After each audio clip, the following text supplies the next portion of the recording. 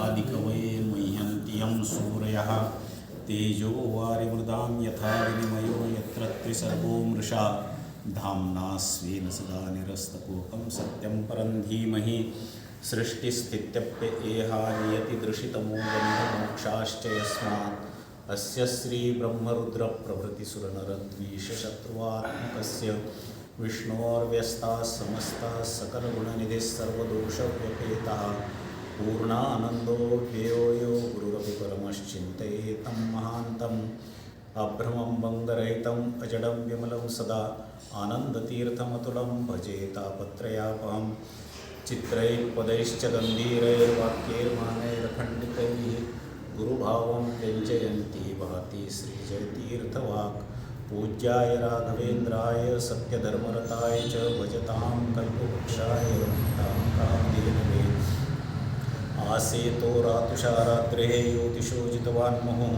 सत्यध्यानगुरुपातो यतीन्द्रैरपि पूजितः श्रीसत्यप्रमोदाख्यगुरुः रामपादाब्ज षट्पदः मैनारायणे बाले कृपां कुर्यात् अहर्निशम् शास्त्रेषु पारदृश्वानं शास्त्रज्ञेषु च वत्सलं दीनभक्तोद्धारकरं सत्यात्मानं गुरुं भजे श्रीगुरुभ्यो नमः।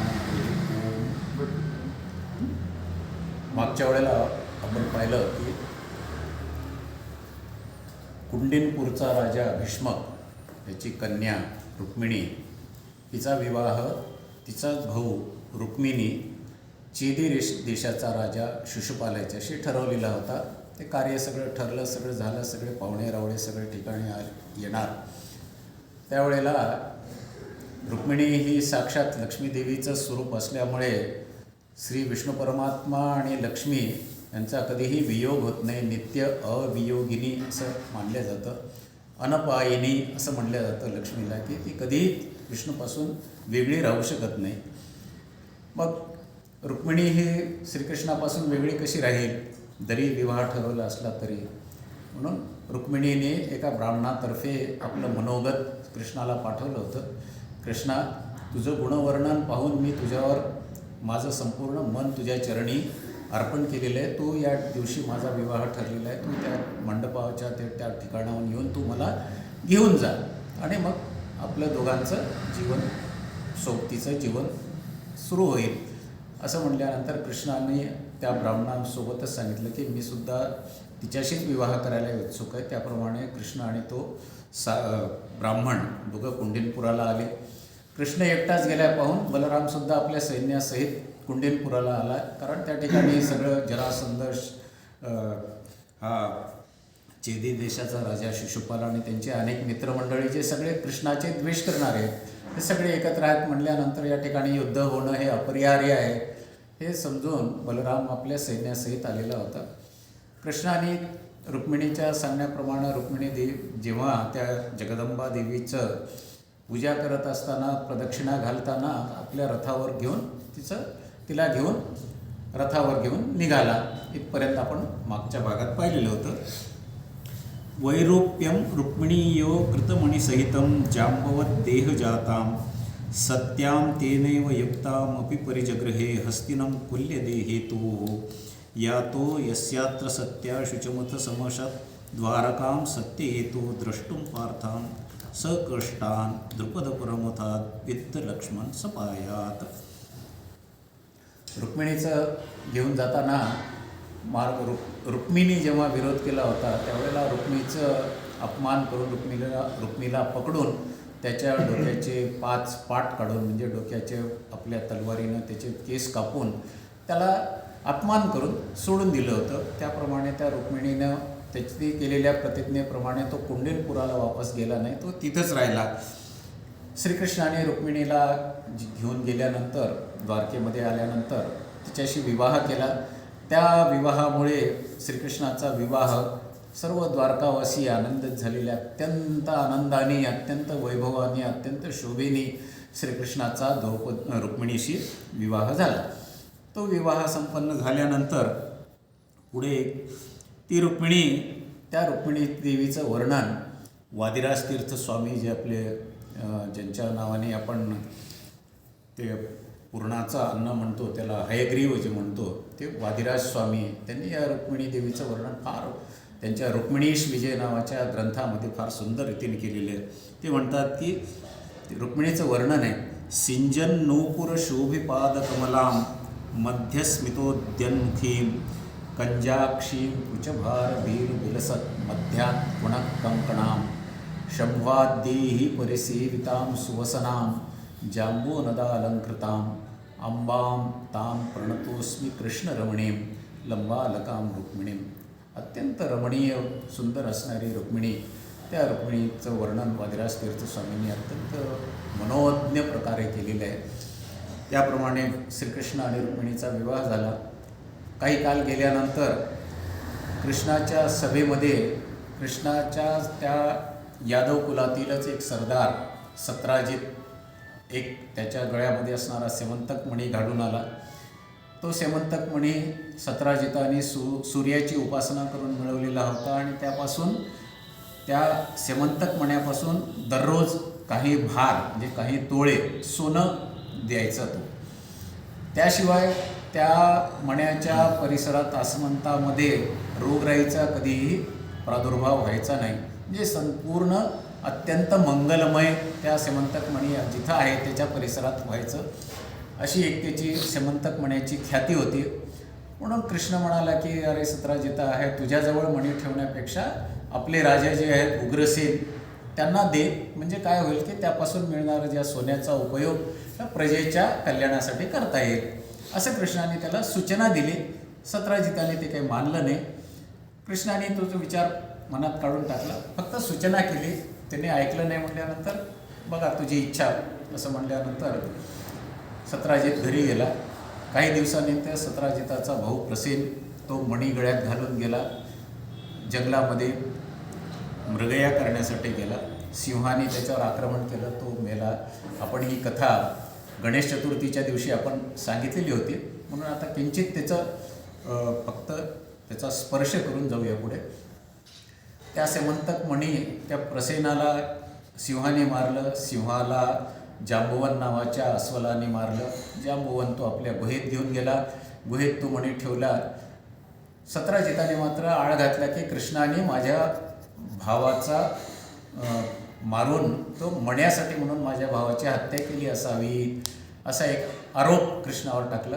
त्या आरोपाचं निराकरण करण्यासाठी कृष्ण परमात्मा आपल्या काही लोकांसह तो मण्याचा माग घेत घेत पुढे गेले. पाहिलं की प्रसेन मरून पडला आहे, सिंह मरून पडलेला आहे काही अंतरावर. जांबुवनाच्या त्या अस्वलाच्या पावलाच्या ठस्याच्या मागोवा घेत घेत त्या अस्वलाच्या गुहेत गेले. त्या तिथे गेल्यानंतर त्या जांबुवानाचं आणि श्रीकृष्णाचं 28 दिवस युद्ध झालं. बरोबर कृष्ण 10-15 दिवस वाट पाहून बरोबरीचे सैनिक वापस आले. कृष्ण बहुतेक त्या जांबुवान अस्वलाने कोणी जो अस्वल आहे त्याने मारला असावा असं म्हणून ते हे केले. पण कृष्णाने बरोबर 28 दिवस त्या जांबुवानाचं युद्ध झालं. जांबुवान अत्यंत बलवान होता. प्रभू रामचंद्राच्या काळापासून तो त्रेतायुगापासून तो होता. नंतर असं त्याला आलं की आपलं बळ कमी होत आहे म्हणून पाहतो तो भगवंताची रामचंद्र प्रभूची प्रार्थना केली. तो श्रीकृष्ण परमात्मा त्याला रामचंद्राच्या स्वरूपात दिसले. व हे देवा, तुमचा मी अपराधी आहे, तुमच्याबरोबरच युद्ध केलं, माझ्या अपराधाची मला क्षमा करा. तर तो म्हणे मी कशासाठी आलो होतो जांबुवंता, की माझ्यावरती आरोप आला की सेमंतक मणी मी चोरला असावा, म्हणून तो मणी मला दे असं म्हटल्यानंतर तो म्हणे देवा हे सगळं तुमचंच आहे, आता असं करतो मी तो सेमंतक मणी देतो आणि माझी कन्या, आता तुमच्याबरोबर मी युद्ध केलं त्या पापाच्या क्षालनार्थ म्हणून मी माझी कन्या तुम्हाला देतो, तिच्याशी विवाह करा. असं म्हटल्यानंतर तिच्याशी विवाह करा म्हणजे माझंही पृथ्वी तलावरचं कार्य संपून जाईल असं म्हणून जांबुवंताने आपली मुलगी जांबुवंती कृष्णाला दिली. सेमंतक मणी जांबुवतीला घेऊन कृष्ण सुधर्मा नावाच्या सभेत आले. सगळ्यांना तो मणी दाखवून सत्राजिताला वापस केला की बाबा रे, हा तुझा मणी तू माझ्यावर विनाकारण आरोप केला होता, हा प्रत्यक्षात तो जांबुवंताने पळवलेला होता. सत्राजित खजील झाला. आपण हे विनाकारण कृष्णावर आरोप केला म्हणून तो सत्राजित म्हणलं की एवढ्या मोठ्या माणसावरती आपण आरोप केला. मग त्याचंही त्याला खंत वाटली म्हणून तोही म्हणाला की कृष्णा माझी चूक झाली बाबा, मणी मला मिळाला मान्य, माझी कन्या तू स्वीकार कर म्हणून सत्राजिताची कन्या सत्यभामा ती त्याने श्रीकृष्णाला दिली. कृष्णाचा तिच्या सत्यभामा आणि जांबवंती या दोघींशी देखील अशा प्रकारे विवाह झाला. म्हणजे कृष्णाचे आतापर्यंत 3 विवाह झाले. मग पुढे त्यावेळेला असं झालं की पांडव पक्षाकडून अशी बातमी आली कौरव पांडवांच्या तिकडून की पांडव लाक्षागृहामध्ये जळून मरून गेले. 5 पांडव आणि कुंती या सर्वांचं लाक्षागृहामध्ये जळून निधन झाले अशी बातमी समजल्यामुळं कृष्ण तिकडं भेटीसाठी म्हणून गेला. कृष्णाला माहीत होतं की त्या पांडवची सुखरूप सुटका झालेली आहे, परंतु लोकांच्या लोकरीतीप्रमाणे कृष्ण तिथे भेटण्यासाठी म्हणून गेला. कृष्ण आणि बलराम तिकडं गेले. ती संधी साधून जो शतधन्वा नावाचा एक यादव होता की ज्याला ही सत्यभामा देण्याचं पूर्वी घाट घातलेला होता की सत्यभामा शतधन्व्याला देऊ, परंतु माझी सत्यभामा कृष्णाला गेली म्हणून त्या शतधन्व्यांनी सत्राजिताला मारलं. सेवंतक मणी पळवला. कृष्ण परत आल्यानंतर सत्यभामेने सांगितलं की माझ्या वडिलांना शतधन्व्याने मारलं सेवंतक मण्यासाठी. आणि मग तो कृष्ण आणि बलराम शतधन्व्याकडे गेले. शतधन्व्याला मारलं. त्याच्याकडे मणी सापडला नाही. तो मणी शतधन्व्याने अगोदरच अक्रूराजवळ दिलेला होता. आणि शतधन्व्याला मारल्यानंतर मग बलरामाच्या मनात संशय आला की कृष्णानेच हा मणी पळवला असेल, पण तो आता इकडं नाही तिकडं नाही असं करतो. म्हणजे कृष्णावर ते बलरामांचा एक संशय आला. मग कृष्णाने म्हणला की त्याचं निराकरण करण्यासाठी म्हणून तो अक्रूराला जाऊन सांगितलं की बाबा अक्रूरा हा मणी तू दे, तुझ्याजवळ आहे मला माहिती आहे. अक्रूराजवळून मणी घेतला. बलराम दादाला दाखवला आणि सत्राजिताला सांगितलं की बाबा सत्राजिता हा मणी अक्रूराला सांगितलं की अक्रूरा हा मणी तुझ्याच जवळ राहू दे, कारण सत्राजित मेलेलाच होता. अक्रूराजवळ मणी ठेवला. सगळ्यांचं संशयाचं निराकरण केलं. बलरामाच्याही संशयाचं निराकरण केलं. अक्रूराजवळ मणी ठेवून तो कृष्ण परत द्वारका नगरीमध्ये आले.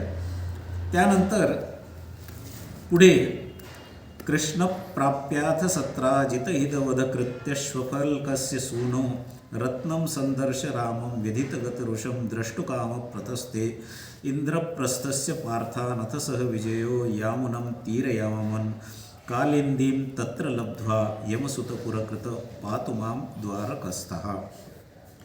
तो मणी अक्रूराजवळ दिल्यानंतर पुढे तो बलराम त्यावेळेला जनक राजाच्या नगरीत निघून गेला काही दिवसासाठी आणि कृष्ण द्वारकेत आला.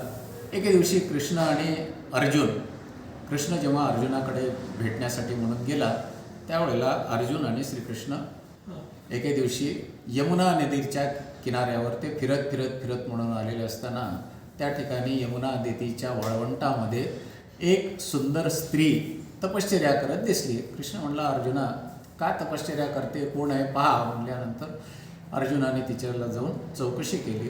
ती म्हणते की बाबा हे अर्जुना, मी सूर्यपुत्री कालिंदी आहे आणि श्रीकृष्ण मला पती मिळावा म्हणून मी तपश्चर्या करते आहे. असं म्हणल्यानंतर अर्जुन म्हणाला बाबा देवा आहे तुमचेच आहेत, तुमच्यासाठी विवाह करू इच्छिते तुमच्याशी. असं म्हणल्यानंतर ठीक आहे म्हणाले. मग ते कालिंदी म्हणाले की कृष्ण जर आहे तर मला माझ्या वडिलांची इच्छेप्रमाणे आणि माझ्या इच्छेप्रमाणे मला कृष्णाशीच विवाह करायचा. कालिंदीला घेतलं. कृष्ण परत द्वारकेला आले. कालिंदीसोबत विवाह केला. अशा प्रकारे कृष्णाचे 4 विवाह झाले. 4 विवाह झाल्यानंतर पुढे यो जर्हे मित्रविंदा सतदृढवृषभान सप्तबध्यापि नीलाम भद्राम भद्रेश कन्यामपि परिजगृहे शक्रविज्ञापितार्थः तार्क्ष्यान् रूढस्सवायो हिमगिरिशिखरे भौमदुर्गं समेत्य छित्त्वा दुर्गाणि कृत्वा मुरगलमरिणा देवतेशस्समाव्यात्. कालिंदीचा विवाह झाल्यानंतर एकदा कृष्ण नग्नजित राजांकडे गेले होते. त्या नग्नजित राजाची एक कन्या होती. तिच्या विवाह करण्यासाठी नग्नजिताने एक पण लावला होता की माझ्याकडे 7 मोठे बैल मत्त माजलेले बैल आहेत. त्या बैलाला जो कोणी एका वेळेस वटणीवर आणेल त्याला मी माझी ही नागनजिती नावाची कन्या देईल. कृष्णाने काय केलं, एकाच वेळेला 7 रूपं घेतले आणि त्या 7ही बैलाचा व्यसन त्यांच्या नाकामध्ये घालून त्या बैलाला वटणीवर आणलं. त्या नागनजितीशी विवाह केला. त्याच्यानंतर पुढे राजादिदेवी नावाची कृष्णाची आत्या होती, तिची मुलगी होती, ती नीला नावाची, तिच्याबरोबर विवाह केला. त्यानंतर अवंती म्हणजे उज्जैनाला एक राजा होता, त्याला मित्रविंदा नावाची एक मुलगी होती आणि विंद आणि अनुविंद या नावाचे तिचे 2 भाऊ होते. पण ते दोन्ही भाऊ श्रीकृष्णाचा द्वेष करणारे होते. तो विंद आणि अनुविंद या दोघांचाही पराभव करून त्या नागनाजितींना जसं रुक्मिणीला पळवून नेलं त्याप्रमाणे त्या मित्रविंदेला पळवून नेऊन मित्रविंदेशी बरोबर विवाह झाला. त्यानंतर मद्र देशाचा एक राजा होता, त्याची मुलगी होती भद्रा. तिचा स्वयंवर ठेवलं होतं. त्या स्वयंवरामध्ये त्याचा स्वयंवर ज्याप्रमाणे द्रौपदीच्या विवाहाप्रसंगी पण लावला होता की पाण्यात पाहून त्या मत्स्याच्या डोळ्याचा भेद करायचा, त्याचप्रमाणे इथेही देखील या भद्रेच्या विवाहासाठी स्वयंवरासाठी तिच्या वडिलांनी पण लावला होता की तो पाण्यात पाहायचं आणि त्या मत्स्याचा भेद घ्यायचा, मत्स्याच्या डोळ्याचा. त्याप्रमाणे श्रीकृष्णाने त्या मत्स्याचा भेद केला. त्या भद्रा हिच्याबरोबरही विवाह केला. अशा प्रकारे श्रीकृष्णाचे एकंदरीत 7 विवाह झाले. 7 विवाह झाल्यानंतर एके दिवशी 8 विवाह झाले. 8 विवाह झाल्यानंतर एके दिवशी इंद्र श्रीकृष्णाची प्रार्थना करण्यासाठी आला आणि इंद्रा म्हणाला की कृष्णा, माझी माता आदिती आहे, तिची कवच, तिचे कुंडल आणि माझे छत्र हे नरकासुराने पळवून नेलेले आहेत. प्रागज्योतिषपूरमध्ये नरकासूर राहतो, तो त्याला भौमासूर असं नाव आहे. तो भौमासूर हा वराहदेव आणि पृथ्वी यांचा मुलगा भौमासूर, भूमीचा पुत्र म्हणून भौमासूर, आणि तो प्रागज्योतिषपूरला राहतो म्हणून त्याचं नरकासूर असं देखील नाव होतं. त्या नरकासुराने माझ्या आदितीचं म्हणजे माझ्या आईचे कुंडल आणि माझे छत्र चामर हे पळवून नेलेले आहेत, तर तू कसे कर आणि मला आणून दे अशी विनंती केल्यानंतर कृष्णाने सत्यभामेला सोबत घेतलं. गरुडारूढ होऊन श्रीकृष्ण आणि सत्यभामा गरुडारूढ होऊन त्या प्रागज्योतिषपुरावरती म्हणजे नरकासुराच्या राजधानीवरती हल्ला केला. त्या ठिकाणी असणाऱ्या त्या प्रागज्योतिषपूर्व फार मोठा किल्ला होता. तर किल्ल्याच्या संरक्षणार्थ मुर नावाचा एक असुर नेमलेला होता. त्या मुर नावाच्या असुराला त्यांनी कृष्णाने मारलं. पुढे नरकासूर आणि श्रीकृष्ण सत्यभामा यांच्यामध्ये प्रचंड युद्ध झालं आणि त्याच ठिकाणी नरकासुराचा वध करून नरकासुराच्या कैदेत असलेल्या 16,100 स्त्रियांशी त्या सुटका केली. आणि पुढे त्यांनी प्रार्थना केली की कृष्णा, आम्हाला अनेक वर्षापासून या नरकासुराने कैदेत ठेवलेलं आहे, आमचं पुढे जीवनाचं काय होणार, आम्हाला लोक काय समजणार की नरकासुराच्या कैदेत म्हणजे त्या भ्रष्ट असणार. तर कृष्णाने सांगितलं तुम्ही काळजी करू नका, तुमच्याशी विवाह करतो. म्हणून कृष्णाने हे आणखीन एक परिवर्तनाचं पाऊल म्हणून त्या 16,100 या कुलीन राजकन्या पण त्यांना नरकासुराने कैदेत ठेवलं म्हणून त्यांना जो समाजामध्ये त्यांची अवहेलना झाली असती ती टाळण्यासाठी म्हणून आणि कृष्णाशी विवाह झाला म्हणल्यानंतर प्रश्नच मिटला. कृष्णाने त्या 16,100 स्त्रियांशी त्या सर्वांना द्वारकेमध्ये येऊन त्यांच्याबरोबर लग्न करून 16,108 विवाह श्रीकृष्णाने केले. असे श्रीकृष्णाच्या आतापर्यंतचं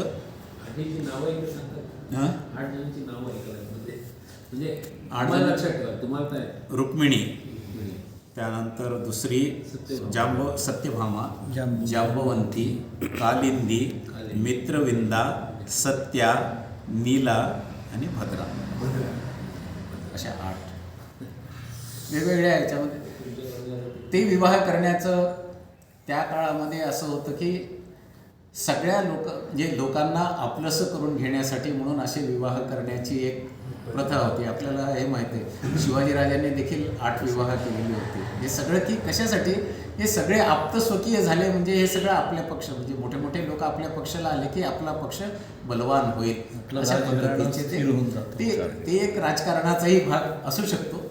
परंतु ह्या श्रीकृष्णाच्या लीला आहेत, सगळं असं विवाह केले. आता पुढे नंतर काय होईल ते आपण पुढच्या भागामध्ये राघवेंद्र स्वामी काय म्हणतात ते बघूया. पुढे